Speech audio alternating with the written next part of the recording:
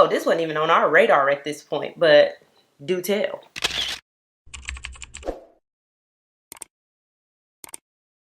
Hey y'all, welcome and/or welcome back to my channel. My name is Janae, if you didn't know, and today's video is another true crime episode. So if you're ready, let's go.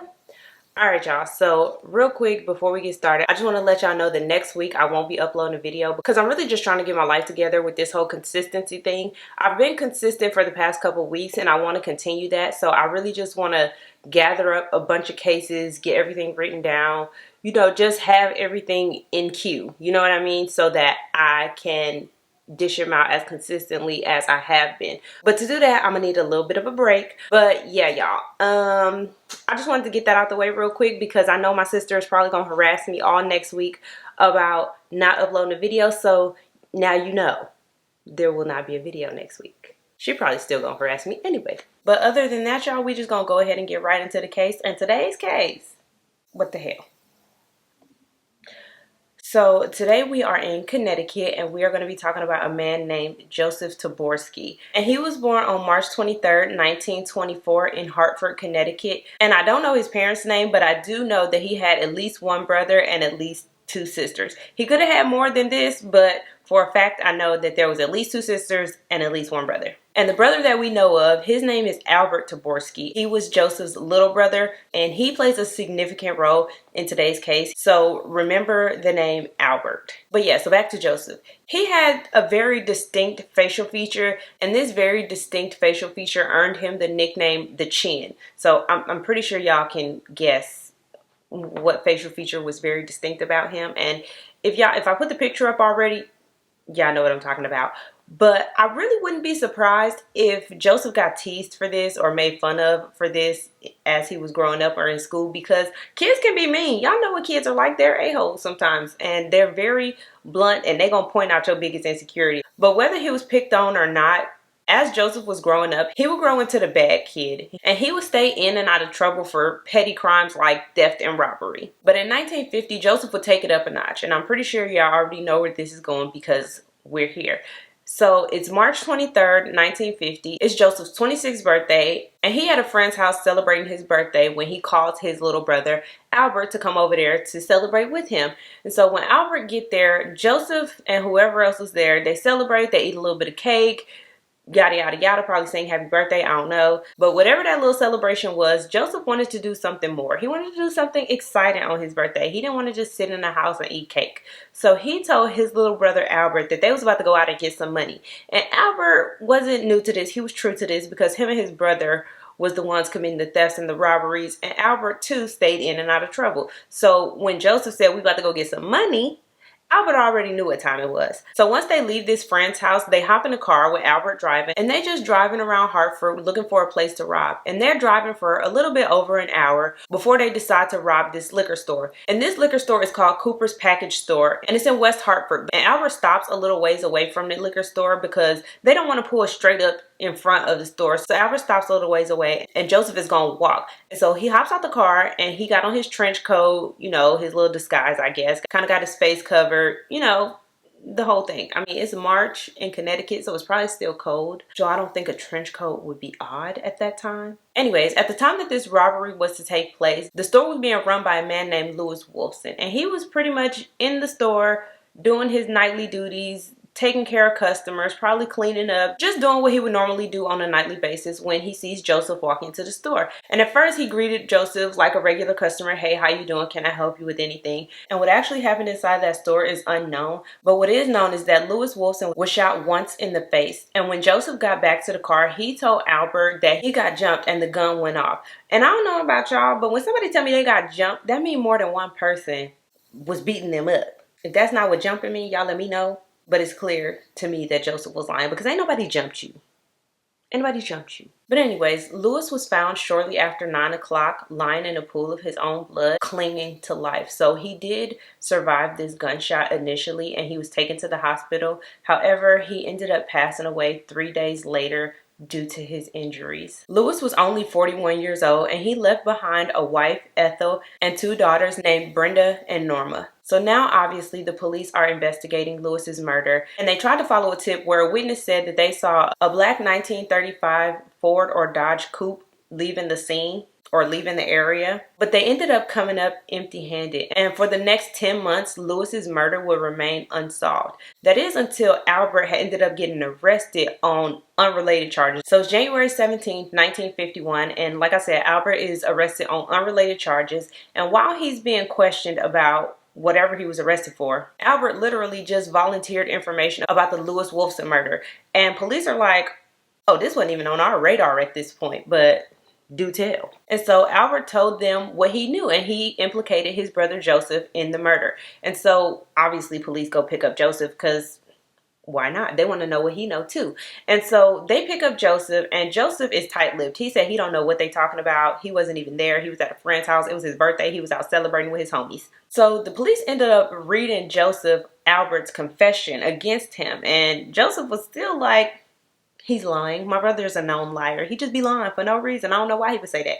But the police ended up arresting him anyways because of Albert's confession. And of course, Joseph pleads not guilty and ends up going to trial. And at this trial, Albert was the star witness for the prosecution. And he pretty much just reiterated the story that I just told y'all. And due to Albert's testimony, in June of 1951, Joseph Taborski was found guilty of the murder of Lewis Wolfson and was sentenced to death. And because of Albert's cooperation and confession, he didn't get the death penalty like his brother did. He ended up just being sentenced to life in prison. And y'all, this is another one of those cases where I really do wish that this was the end of the case. Joseph was found guilty. He went to death row, yada, yada, yada. He died. No, that's not what happened in today's case. Because at some point after his incarceration, Albert started showing signs of mental illness, and he ended up having to be sent to an insane asylum. And it was here that he was deemed incurably insane.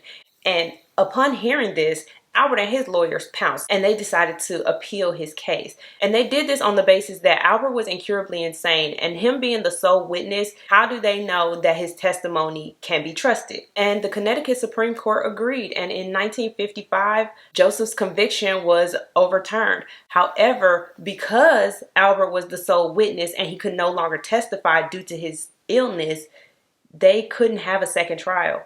They wouldn't, that was literally the only evidence that they had against Joseph was Albert's confession. And because he couldn't confess or he couldn't testify to what had happened that night, they had to let Joseph go. And in October of 1955, Joseph was released from prison. He was no longer on death row. He was a free man. And upon his release, he vowed to get on the straight and narrow. He said he was not about to be about this life no more. He had found the Lord in those 3 years while he was waiting on his death. And he said he was not even going to get so much as a speeding ticket, okay? But do you think he kept that vow? Do y'all think that he kept that promise?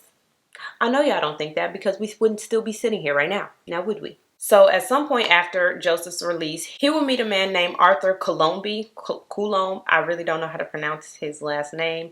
But he met a man named Arthur who they called Meatball. So Chin and Meatball were now an item.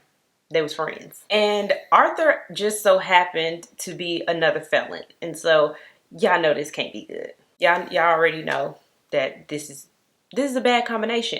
And by December of 1956, even probably before, Joseph and Arthur was out here committing crimes. So it's December 15th, 1956, and Joseph and Arthur decide that they are about to go rob somebody. I had to relocate y'all, my bad. But anyways, so the two of them decided to rob a tailor shop. Why they robbing a tailor shop? I don't know. But they robbed this tailor shop and they ended up shooting the tailor in the head and the neck. But thankfully, this tailor was able to survive his injuries. However, the pair wasn't done for that night. They ended up that same evening going to rob a gas station in New Berlin. And at this gas station, there was a gas station attendant and a customer. And the gas station attendee was Edward Karpusky and the customer was Daniel Janowski. And unfortunately, the both of them were shot and killed at just 30 years old. So the next morning rolls around and a bus driver comes into the gas station, probably to get his morning coffee, probably a person who came in here quite often. But this bus driver comes into the gas station where he sees the two bodies of Daniel and Edward.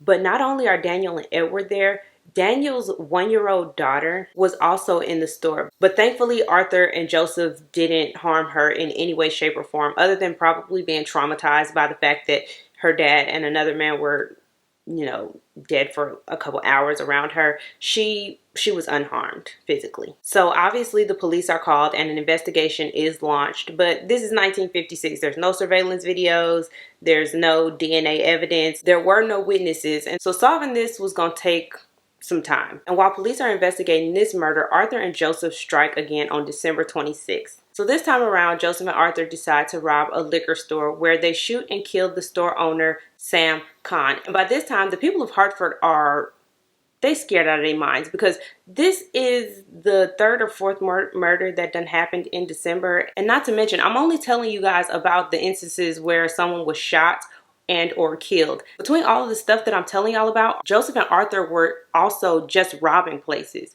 Even if no one was shot or killed in the process, they were still committing these robberies. So this had the people of Hartford shook, because a lot of the times if the person wasn't killed, they were beaten and or pistol whipped almost to the point of unrecognition. And because of the brutality of the crimes committed by Joseph and Arthur, they were dubbed the Mad Dog Killers. In one of the robberies that the men committed at a grocery store, there was an elderly couple that was in there with a 3-year-old granddaughter. And while Joseph was off pistol whipping the grandma and the grandpa, the little girl, obviously traumatized, was running around the store screaming and crying. And Joseph demanded that Arthur pretty much shut her up. He told Arthur to shoot this little girl. But thankfully, Arthur wasn't down with, harming babies or kids. So what he ended up doing was hiding her underneath a deli stand, I think. And he fired a shot into the floor because he wanted Joseph to think that he had shot her. And he told the little girl, be quiet. And then he shot into the floor.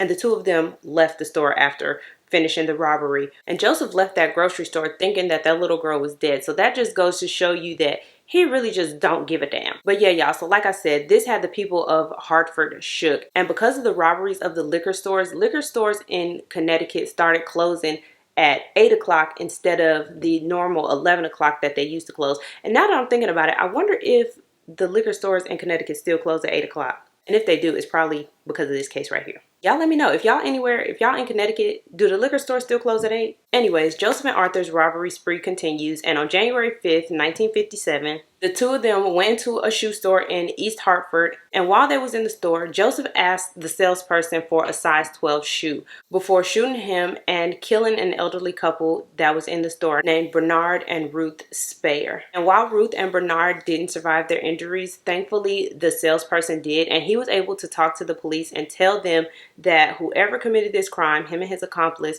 one of them asked for a size 12 shoe. So the police knew that whoever had committed this crime had a big ass foot. So obviously they started this investigation, but another 2 weeks will go by with nothing. And then on January 26, 1957, Arthur and Joseph decided to rob a pharmacy where they shot and killed the pharmacy owner, John Rosenthal. And during the investigation of the pharmacy robbery, the detectives noticed that whoever committed this crime wore a size 12 shoe, and they had left some shoe prints behind. And so now they start connecting the robbery of the pharmacy and the shoe store together.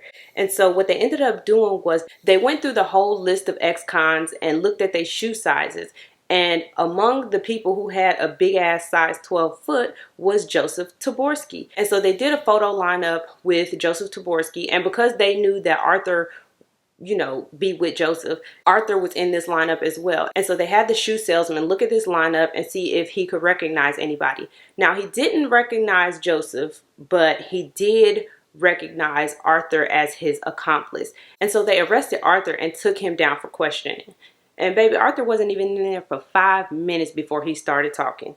He told everything. He told the police that he was involved in 8 robberies with Joseph and that 6 murders had occurred within those robberies. But he was adamant about the fact that he was not the one who committed the murders. He said that that was all Joseph. He was robbing people, but he wasn't killing nobody. And so, of course, they bring Joseph in for questioning, where he does the same thing that he did last time, where he don't know nothing. But eventually, Joseph ended up confessing, and he said that he was one of the people who was behind the Mad Dog killings. And so, for his part in the crimes, Arthur was sentenced to life in prison, while Joseph was sentenced to death for the second time. And so this officially makes Joseph the only person to ever be sentenced to death row twice for 2 different crimes at 2 different times. Yeah, he escaped death row once and went right back. And so on May 17th, 1960, at just 36 years old, Joseph Taborski was executed in the state of Connecticut by electric chair. And he was the last person to be executed